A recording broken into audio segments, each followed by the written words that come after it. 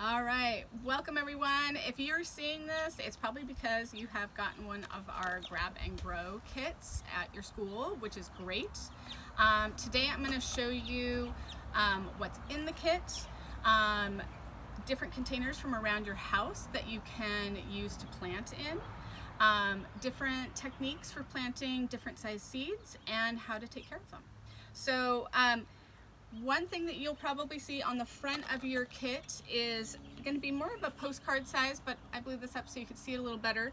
It's going to have basic instructions. It's all the stuff I'm going to go over today, but we'd love to see what you're growing. So it also has information about our email, if you have questions as well, our Instagram, all of those good things. So we'd love to see what you're growing, so please share with us as well. You're going to have a paper bag. It's very simple. Inside of it, there's going to be a little packet of seeds. There's probably going to be a couple different varieties of seeds in there. It'll be labeled as to what is in it. And then, very simply, the rest is just soil. So, you're probably wondering what you're supposed to be planting in, but at Explore Ecology, we really pride ourselves on recycling and reusing products. So I wanted to show you guys different things from around the house that you can use to plant in. Okay, so egg cartons are a great one. I have already cut off the lid, as you can see, but the little containers are great for filling up the soil. These clamshell containers that a lot of produce comes in at the grocery store, they are great, and they're nice because they also have holes for drainage already in them. To-go containers for food that your family's maybe gotten out. Plastic bottles. You can ask a parent to help cut off the top portion of it and plant in those, so those are good. Different size yogurt containers are good as well. So whatever size you have going on. And it's helpful with these harder plastics or things that don't have drainage holes kind of already conveniently in them, to have an adult help you make some holes in there. It will help for water draining out so that your seedlings don't get too soggy when they're growing, okay? The other really cool thing that you can do is use toilet paper rolls or paper towel rolls, okay?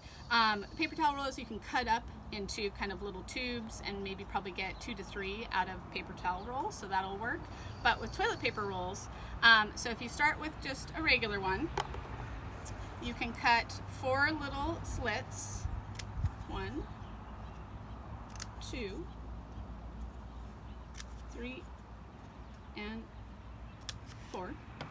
And what you're going to do is you're going to fold down that bottom one at a time. So 1, 2, 3, and 4.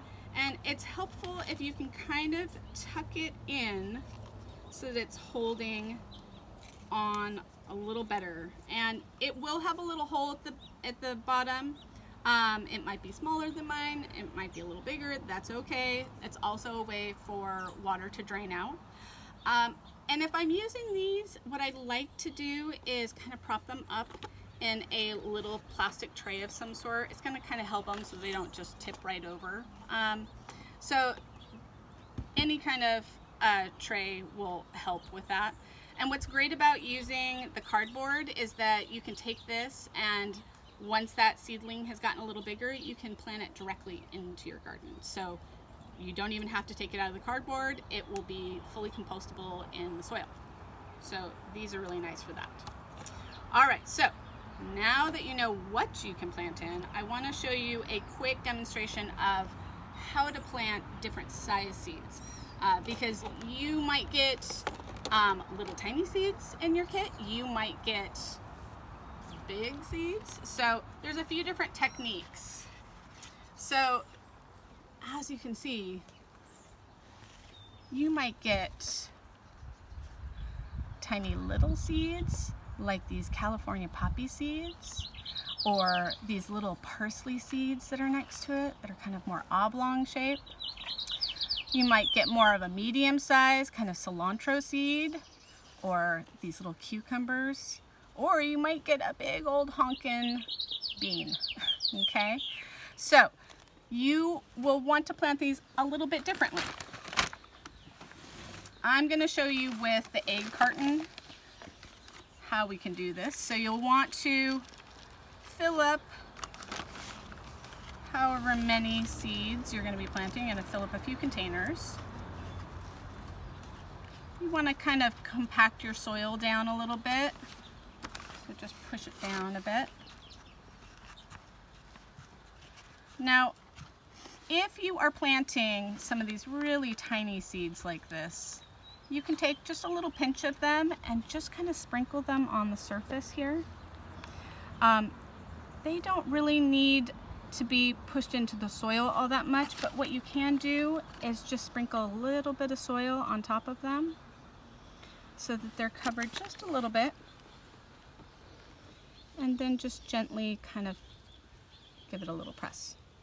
If you're planting something that is more like a medium size, let's say our cilantro here, you'll want to make a smaller hole, or a bigger hole than that, but probably about 1/4 to a 1/2 inch deep.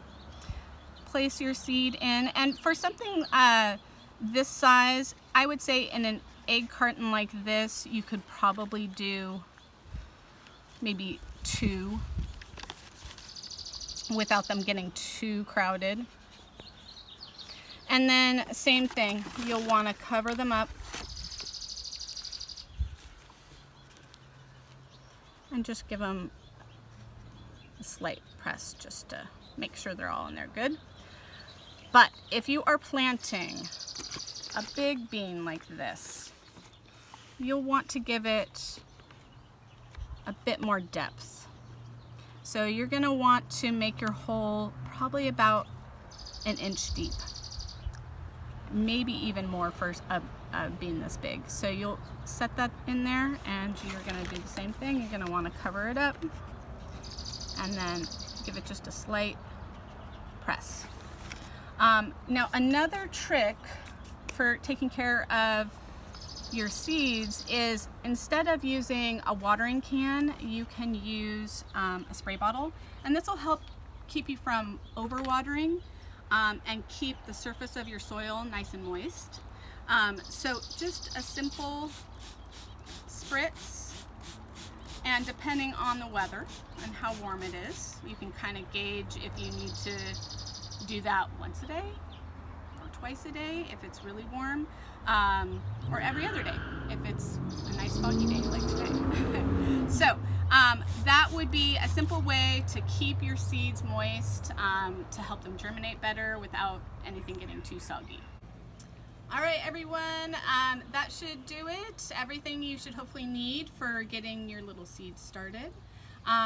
Again, if you have any questions, feel free to reach out to us, or if you'd love to send us photos of what you guys are growing, we'd love to see them.